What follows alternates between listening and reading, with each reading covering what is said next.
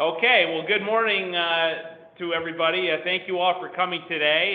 Glad to have you back for our monthly member coffee here at the Armory.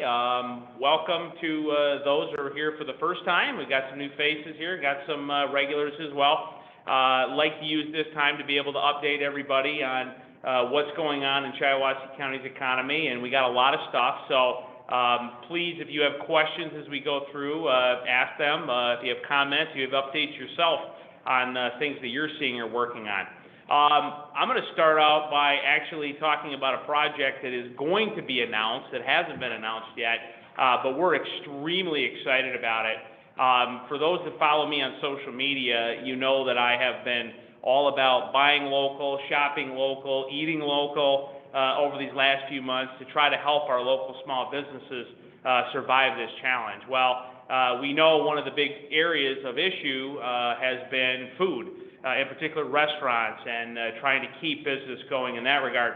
Well, we have a brand new company that is going to be locating in Shiawassee County that we think is going to be a game changer as it relates to the food industry. It's called Market Wagon. So I don't know, has anyone ever, we got some folks coming. Good morning. Thanks for coming. Thanks for coming. Market Wagon, they are basically the Amazon of local food. So I don't know if we can bring that up, Brent. Probably not, can we? Okay. For the listeners on the call, I was asking if we could actually bring it up on the screen. But if you look them up, the basic premise is local producers of food, produce, meat, cookies, you name it, anyone that makes local food. Think about the challenge they have at being able to get to the market and being able to sell their product maybe above a farmer's market. Well, the idea is that they can put their products on this web platform, and then people from the area, like Amazon, buy it and then have it delivered to their home. Pretty cool concept, right? So, you think about, once again, a lot of the businesses that I post on, folks like Farm Services and Bancroft, they maybe have a local store, but they're not, to that level of that grocery store. So you will be able to go on there, buy from these local vendors, have it delivered to your home, $6.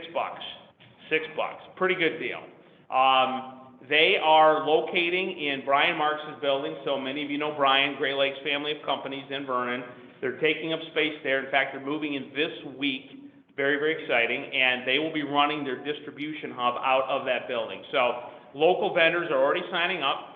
They will be doing a marketing campaign locally to try to get more vendors as well as buyers. But, I think it's a real opportunity for not only for all of you that want to buy local food, but also for those vendors to give them that additional opportunity to sell their product. They're looking at a range of about, I want to say 60 or 70 miles. So they are in, I think, West Michigan now. I want to say Granville, maybe, Brian? I'm trying to remember. I think they're somewhere in West Michigan. They're in Plymouth, Southeast Michigan. So this is going to be like their mid-Michigan hub. So obviously based here, but they'll deliver to Ingham County, Lansing, Genesee County, probably Howell, Brighton, Northern Oakland County, Midland Bay, Saginaw, all that. So I just think it's huge. I think it's great for our food supply chain. It's great for our food businesses. And so some of you may wonder, how did they come to us? How did we get this opportunity? Well, one of our members, Julie and Sean O'Brien from Colliers, who were working on a number of projects in the community, they got a call from this company. They're actually headquartered in Indianapolis, and they've got locations all over the Midwest. I think they've got 3,000 vendors, so they're a well-established business. And so they called Colliers and said, we're looking for a mid-Michigan location, and she called us, and we talked about a few different spots around Shiawassee County, and ended up talking to Brian, and they're moving in. So Market Wagon, it might be Market Dash Wagon, but you're definitely going to want to bookmark that. I think it's just going to be, once again, a great opportunity. So there's going to be a lot of PR, as I said. They budgeted a fair amount of money to do marketing. But, if you want to buy from you know, if you want to buy local meat, local produce, you know, any of those farmers market folks, this is going to be a great avenue to do it, $6. So I just want to spend a little more time on that one. I think it's pretty darn exciting to have a business like this in the community. And it will be creating jobs too, by the way. There'll be some packaging the food together, and then there will be delivery people as well. So I think it's another example too of the growth of e-commerce. We've seen that throughout the pandemic. Businesses that are involved in e-commerce have done pretty well, and so this really fits that too. So really, really excited about that. You're getting here because it's not public yet, but I think it's going to be a big economic benefit for the community. Another new business that is going to be new to Shiawassee County, they're actually in Clinton County right now, but they're expanding, is a company called Mosquito Squad. They're actually buying a building in Perry Township actually, on Bennett Drive, the small industrial park down there. They're kind of what they sound like. They deal with mosquitoes, pest control, things like that. It's a pretty big operation though. The guy had actually been running it out of his house, and he needed a bigger building for his office, for warehousing of product, and also for storage of trucks. Another example, I think, of why Shiawassee County is a really good central location. Their service area is Lansing, Flint. They get down into Novi and Wixom. They go all the way over to Grand Rapids. So if you're looking for that central spot from where your customer base is, we're a great location. We're right in the middle of everything. So they're finishing that up right now, the acquisition. We introduced them to the Perry Township Board a week ago Wednesday. They'll be operating, I believe, with about 20 employees at their peak season, which is usually during the summer, and taking up that building. So another nice little project, you know. Over the years, particularly in the Perry area, we've had a lot of those smaller businesses that have that sort of central Michigan or state of Michigan distribution location that have come there, and I think it's been really, really helpful. Few other things, actually, let's touch on this document because I think this is really, really important. Talked to a few of you coming in today. Talent is absolutely the #1 issue in Shiawassee County. Let me give you an interesting statistic. So when we hit the height of the pandemic, well, before the pandemic started, we were lower than 4% unemployment. So we had already had a very, very tight labor market. We all know that. Several of you in the room, many of you in the room, have struggled in trying to find people. Well, the pandemic hit, things shut down. We actually went up to 29% unemployment in Shiawassee County.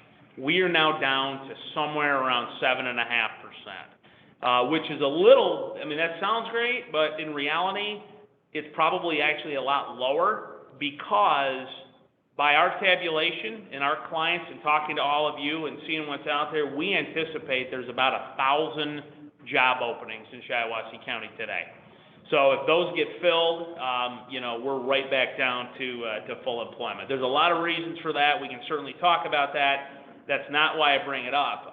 Why I do bring it up is the issue in attracting talent and finding workers is a major pain point. I know several of you, that is a major, major problem. So what we did, and what this document is in front of you here, is put together in one spot, and believe it or not, we never had this in one spot, a list of, we believe, most, not all, but most of the different resources that are available to companies that need to hire. And so we've broken it down into several categories here. We really want it to be sort of that one-page reference guide for you. So when you're hiring, you know, well, you know, who do I talk to, where do I go? You know, we keep it in one, pull on this, either paper or obviously email, and you'll get this by email. But the goal here is to make it simple, easy to refer to. And Brent on our team, he actually put this list together. Brent, do you want to talk about the list a little bit? So the one thing I will say to this, because we did want this to really be a one-page document that captured everything, we don't go really in depth on any of the individual programs. This is sort of meant to be just a little bit of a reference, but if you take a look at this when you get back to your office, and I mean, I'm just gonna pick one at random off here, women in skilled trades, I'm not really sure what that entails. Reach out to staff, we're happy to kind of give you more detail about who these partners are, what they do, and where they can plug in with your business, so you can get a little bit more information, make more of an informed decision on who it is off this list you may want to speak.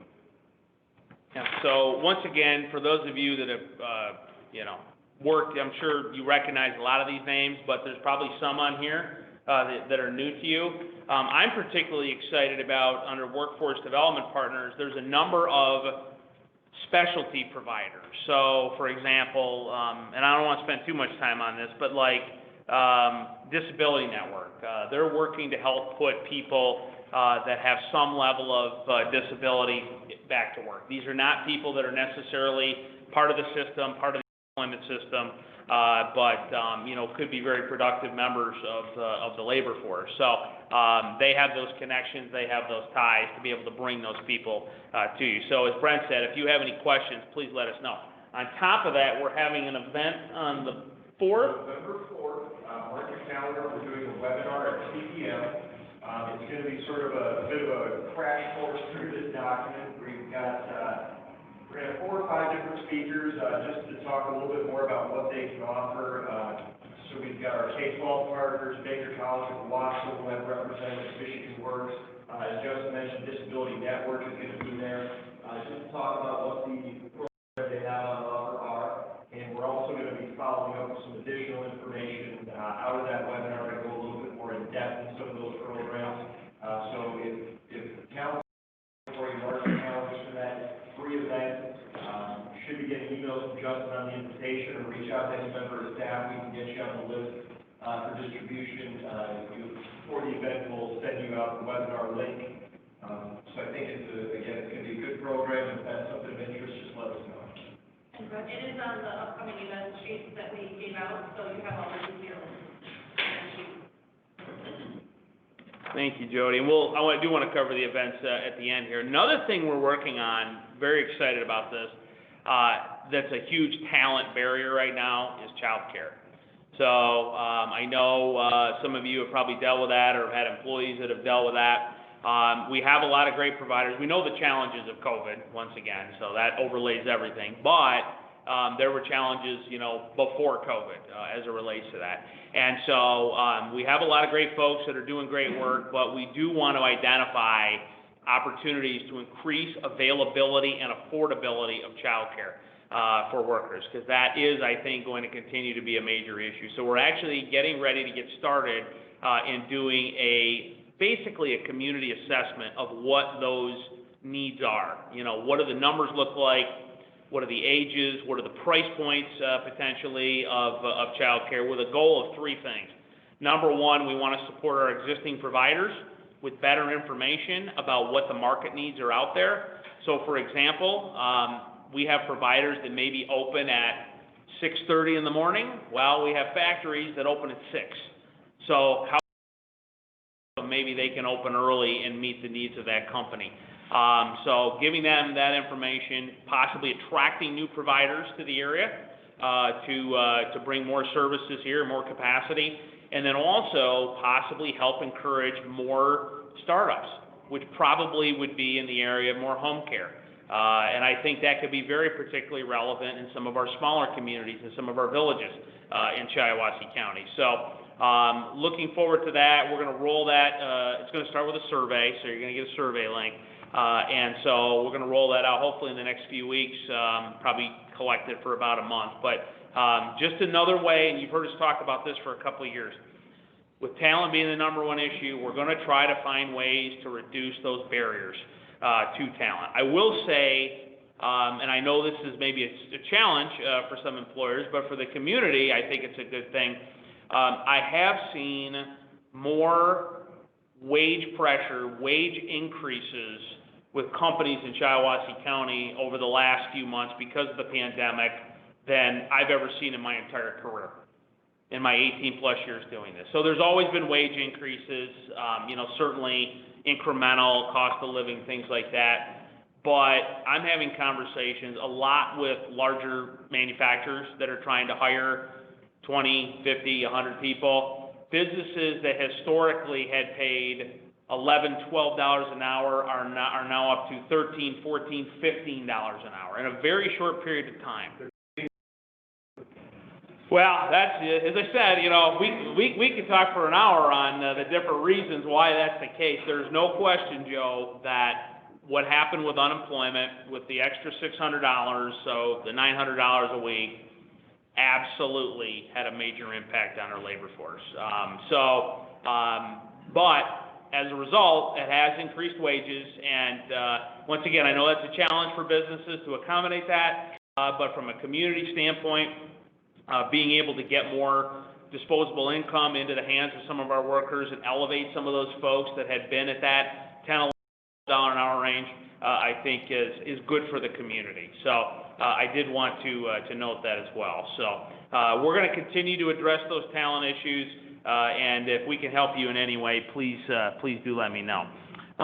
Let's see, what else do we want to cover? Actually, let's talk about some of those events. We actually have one coming up today. We have, I think, 4 or 5 RSVP'd. I don't know, Brent or Jody, do you want to talk about today's event?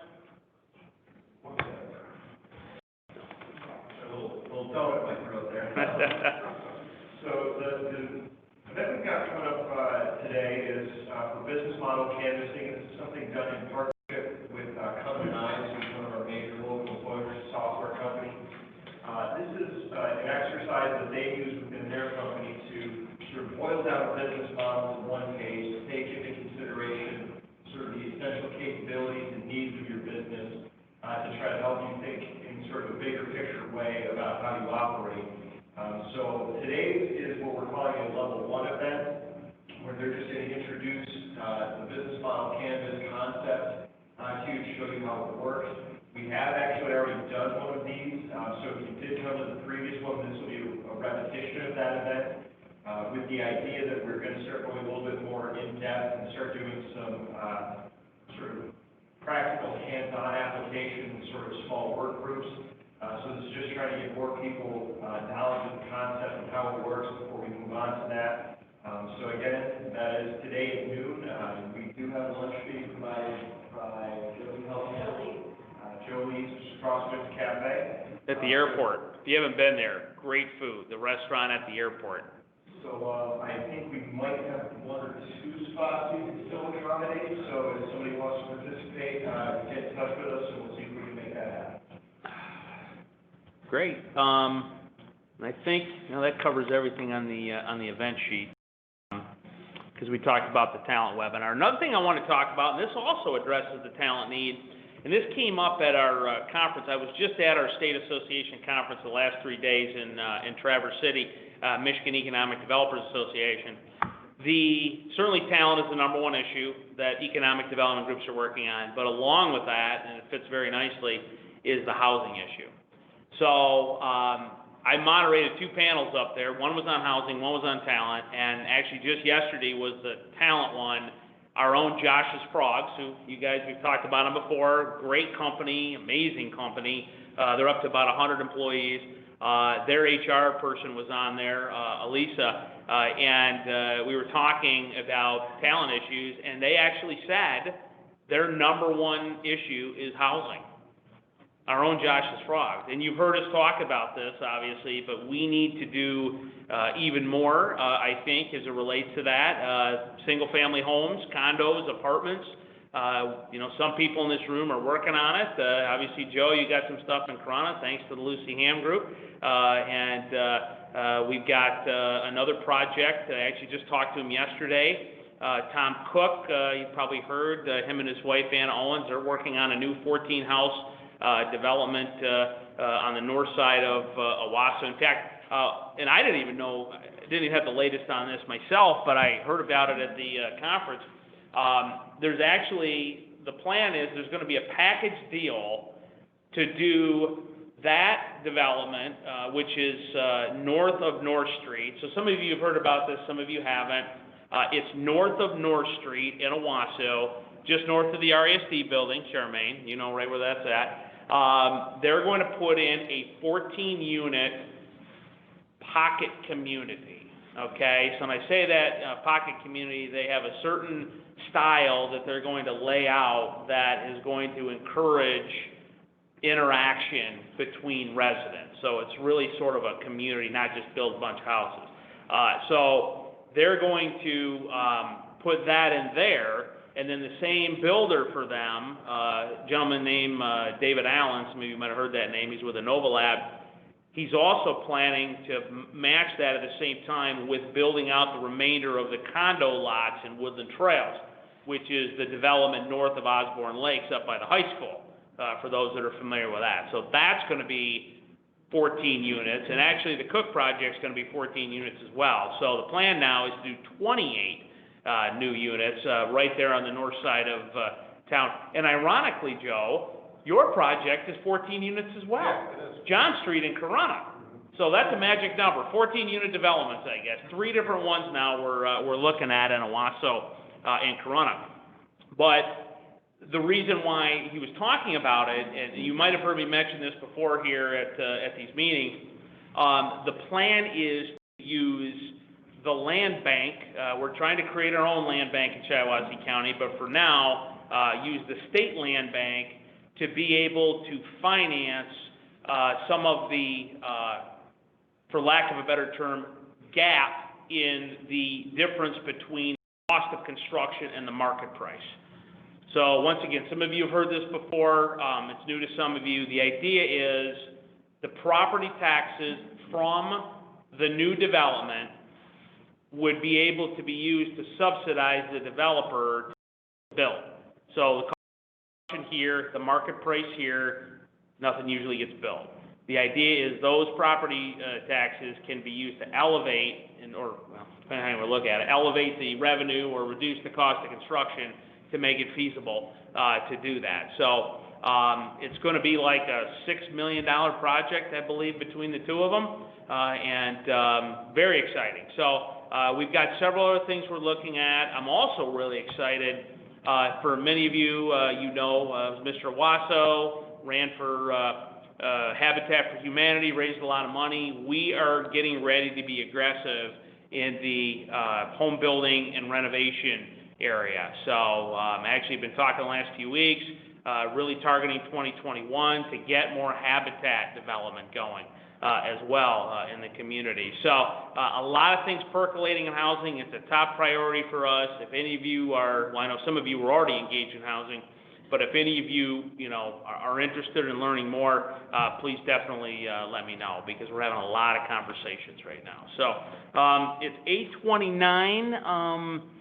We like to end at 8:30. Brent, Jody, do you want to add anything? I'm taking a look at the list here. Well, one more company I had on my list here. You probably heard about it, Crest Marine. They're booming again. We helped them with some hiring promotion. They're trying to hire, or we're trying to hire, over 150 people at their location. They've actually done a lot of hiring in the last few weeks, which is good. But they've really come back well from the pandemic, in part because they have a product that is good for outdoor recreation, distancing, you know, all of that. So they're doing well. But the theme here, everybody, is the economy is coming back. Our comeback is real. Our rebound is real. The growth is there. The jobs are there. It's getting those positions filled. I think that's really the number one issue that we're seeing from our organization. So we remain completely committed to dealing with talent. With that, I will open it up. Anyone have any questions or any comments on your business, what you're seeing? Anybody have anything? I can just tell you about the changes, and it came up yesterday, and so there's learning education is now going to be available. Hooray! Finally, we did the residents of the Amazon poll.